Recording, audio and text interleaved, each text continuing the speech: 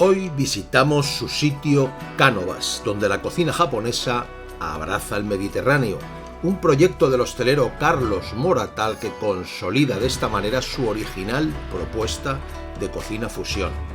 Pues sí, situado estratégicamente en la calle Conde Altea de Valencia, su sitio se ha consolidado como un referente indiscutible dentro de la oferta gastronómica de Valencia.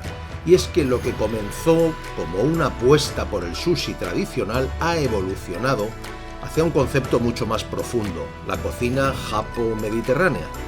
La propuesta culinaria de su sitio no es una más dentro de la saturada oferta de sushi en la ciudad. El secreto reside en la filosofía de fusión, la precisión quirúrgica y el respeto por el producto que caracteriza a la técnica japonesa.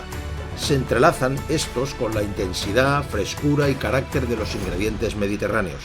El resultado son platos que no solo alimentan, sino que intentan narrar una historia de contrastes equilibrados.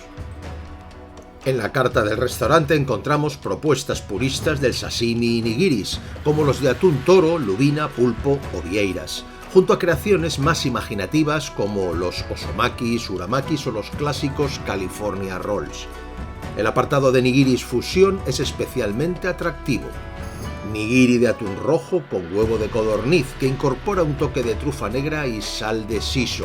El nigiri de vieira, con foie, salsa mayo japonesa, salsa unagi y furikake de huevo.